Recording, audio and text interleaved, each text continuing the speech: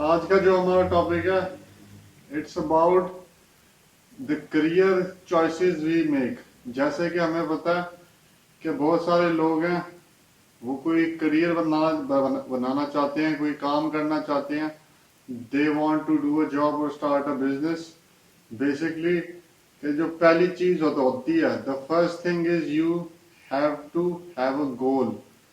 उसके लिए गोल और विजन हो, और वो क्लियर हो कि आपको करना क्या है। उसके बाद जो चीजें होती हैं, जैसे कि बेसिकली कि आप अगर किसी फील्ड में काम करना चाहते हो, तो उस फील्ड के बारे में आपके पास नॉलेज हो, and you should have experience. So knowledge and experience combined leads the way. उसके बाद जो है, जैसे कि अगर आपने कोई काम करना है किसी फील्ड में, तो उसमें 4 से 5 साल या और मे बी 8 इयर्स, इतना टाइम लगा के आपको फिर फील्ड का सही पता चलता है।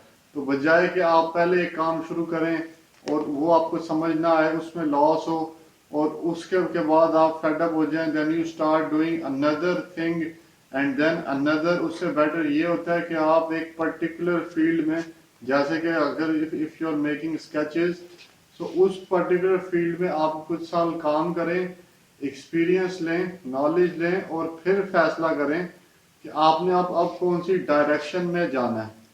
जैसे कि अगर आप बॉडी बिल्डिंग कर रहे हैं, तो बॉडी बिल्डिंग में ये होता है कि आप 1 2 3 साल बेसिक जो जो है बेसिक एक्सरसाइज करें, तो आपको पता चल जाएगा कि आप में इतना पोटेंशियल है कि नहीं। क्योंकि बॉडी बिल्डिंग भी डिवाइड होती है, आजकल फिटनेस शुरू शुरू हो गई है, और एक बॉडी बिल्डिंग एक अलग चीज है। 2 बॉडी बिल्डिंग कॉम्पिटिशन्स। तो आपको फिर पता चल जाएगा that you should go forward और नॉट। बेसिकली अपने आप को टाइम दें, 2 3 साल दें, और उसके बाद फिर फैसला करें कि आप इस फील्ड में क्या कल को सही तरह जाएंगे कि नहीं। तो उसके ना अंदर ये होता है कि आपने अगर कोई भी काम कर रहे हैं, तो गिव इट योर 100%।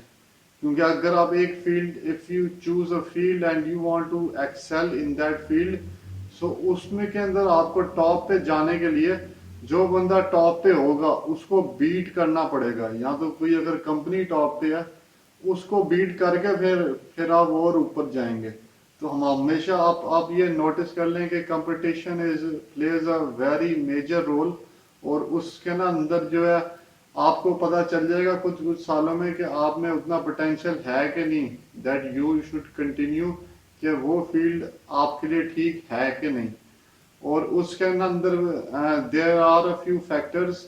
जैसे कि अगर आपने एक फील्ड को चूज किया और उसको 100% दिया, तो कुछ सालों में आपको पता चल गया कि you will do good in this field, तो उस फील्ड को मास्टर करें।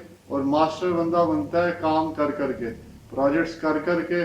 जो टास्क होते हैं, जो प्रोसेस होते हैं, रिपीट होते हैं, और उनको काम कर करके you become the master of that particular process.